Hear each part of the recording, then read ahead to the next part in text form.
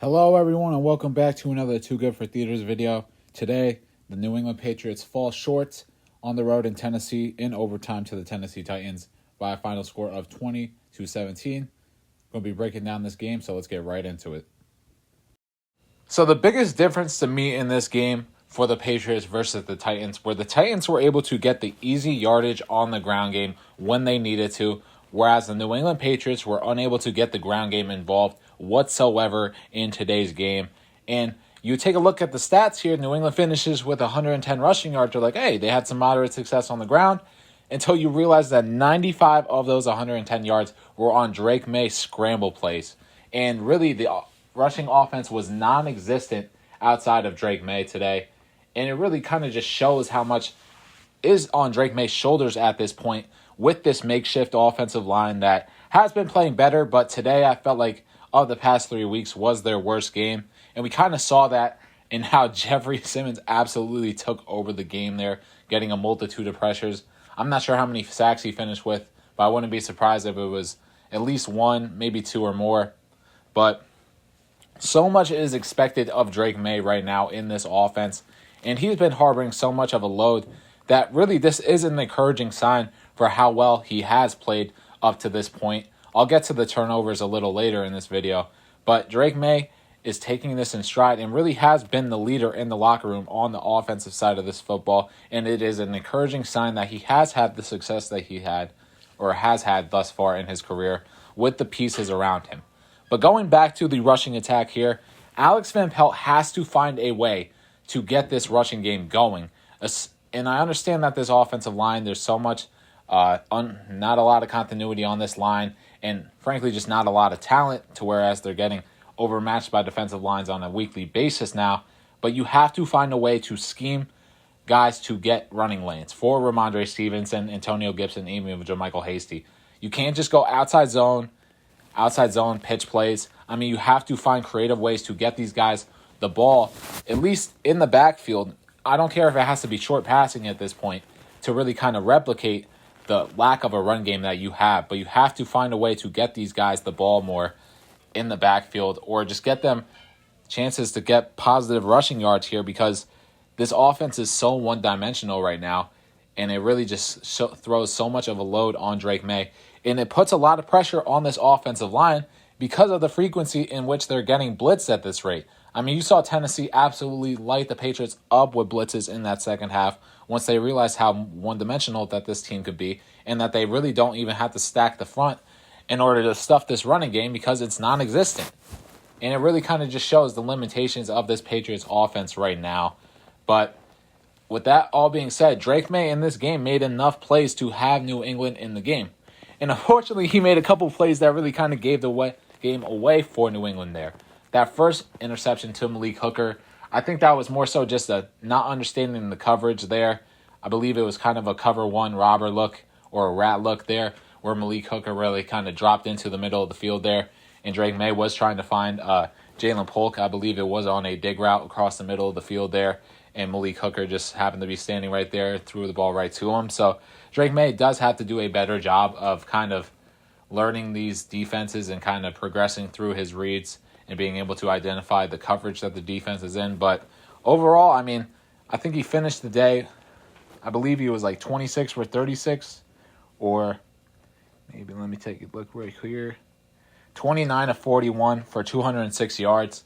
Not the best average, only being 7.1 attempts or yardage through the air per attempt there. But I think that he did enough plays on the ground as well as through the air to really keep New England in the game here, like I said before, even without that running attack. And I mean, that final play of the game, I will give credit. That offensive line did a heck of a job blocking there. Really, the Titans weren't sending a lot of pressure there, but I mean, Drake May must have had at least 7-8 seconds to throw that football. And really only him on this roster could get that ball to that point, even going down after getting tackled. But I mean, you talk about just extending the play, the shiftiness and the elusiveness in the backfield that we saw from Drake May there really just highlights the playmaker that he is. And that throw to Ramondre Stevenson was impressive, and a nice catch there by Ramondre Stevenson. But I do think that Drake May has a little bit of a sliding problem right now. He has to start getting to the ground quicker. I understand fighting for extra yardage, But unless it's a spot where you can really kind of extend the drive, there's no reason for you to be taking unnecessary hits at this point in your career. And it's just for the good of the football team if you're healthy. So you do have to start doing a better job of protecting yourself and sliding, because he took a number of hits today, and frankly that he really just shouldn't have taken. And I kind of gave him the benefit of the doubt last week against the Jets, how he was kind of tumbling over, so it would have been more so a difficult slide for him. But there were some hits today that he took after making some plays and extending plays that he just does not need to be making there. And as well as on the fumble play, where he did get strip sacked, I believe, or at least just stripped on the play. That's one where your kind of mental clock just has to go off. You have to get rid of that football there and just either throw it away or hit Ramondre and hope he makes the play in the backfield there for you. Or maybe it was JaMychal Hasty, I'm not necessarily sure, but at that point you just had to get rid of the ball there. But that drive was very impressive, just going from where he had, down 7 at that point. Believe it was 17-10 Titans at that point. Starting, I believe, at your own 10. Did a real nice job of extending plays through scrambles, as well as hitting guys like Hunter Henry across the middle. I believe he had Kendrick Bourne on the outside as well, who, speaking of Kendrick Bourne, I felt like he had his most productive day since the return from injury. So that is an encouraging sign. Pop Douglas was able to get involved in this offense as well. He did have that one bad drop that was almost intercepted there, but it's good to see Kendrick Bourne as well as Pop Douglas get re-emerged into this offense, as well as Hunter Henry just continuing to be the main offensive option there from a reception standpoint with Drake May, and they have a really good chemistry kind of brewing there. But like I said before, just a heck of a drive there. And this was really the first game that Drake May has been in that's been like wire-to-wire competitive. Obviously, against the Texans, you fell down early there, and really it was kind of a fight back. You got up big early against the Jags, but then you just weren't able to really kind of re-catch that fire and keep it going throughout the entirety of the game. And when the Patriots offense kind of got hot once more, it was kind of out of reach at that point against the Jaguars, down multiple possessions. But today was really the game where Drake May it was kind of a wire game, end over end at the start and finish there. And being down 7, that was a heck of a drive and a great response there from Drake May after not necessarily having his best day in the office, of going down and scoring that touchdown there and giving New England a chance to win in overtime or go to overtime. And honestly, I would have gone for 2 at that standpoint if it wasn't for that scramble play. And honestly, I agree with that. At that point, I did agree with just going to overtime because it looked like Drake May was gassed at that stage, and the offensive line and the receivers were scrambling around there. It was kind of a hectic situation there where if you were to get your guys regrouped and go for that 2-point conversion there, I'm sure the play clock would have been down a lot, and there wouldn't have been a lot of communication and flexibility to really change the play at the line of scrimmage if you had needed to. So I was all for kicking the extra point there just because of that scramble play. Say if the Patriots did hit that touchdown on like a design play where they were able to hit their first or second option there and they had a ton of time, I would have gone for 2 there. But I do think that the coaching staff and Gerard Mayo did elect to make the proper decision and just going to overtime at that point, just due to the circumstances of the offense. And it did look like it was a little hectic there on the field. A bunch of guys were scrambling around. I'm sure a ton of guys were probably tired. But if it was a like bang touchdown play where it was on a design play, I would have probably gone for 2 and the win there and have kind of avoided overtime. And that last throw in overtime, that's just a rookie moment. I think that he was trying to do a little too much. You got to understand there that you do have 2 minutes left to work with. And on your previous drive, you just drove down the field with 2 minutes to tie the game. So I do think that that's a little bit of a rookie moment there for him. Hopefully he's going to be able to learn from that. And I don't think we really have to worry about confidence with Drake May. He's obviously a confident individual, and he has all the tools to be a good quarterback in this league. So I don't think you have to worry whatsoever about his confidence being kind of diminished at all, unlike our prior quarterback, that being Mac Jones. But I think that he really kind of has shown a lot of bright spots here, and hopefully he's just going to continue to develop. Unfortunately, this was a poor L. You would have liked to probably see them potentially go down and drive and win that game there. And Drake May did make a poor decision there. But, he's going to learn from it, hopefully. And hopefully he's going to continue to develop on a week-to-week basis here. Moving over to the defensive side of the ball here. Stop me if you heard this before. The New England Patriots once again continue to struggle against the run. And early on in the season, I was kind of ignoring all the signs that really show that this team is a poor run defense standpoint. I was thinking, hey, they're down by double digits a lot of times. Teams are kind of just running down this clock against them. But no, this is a fatal flaw of this defense right now, is just being unable to stop the run. In particular, I feel like it's these inside runs where this defense is struggling immensely. And guys like Devon Godchow is getting basically double teamed every time.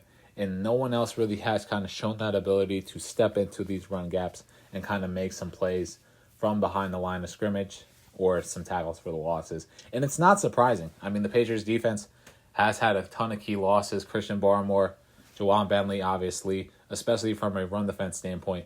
And Jabril Peppers, as well as Kyle Duggar going down.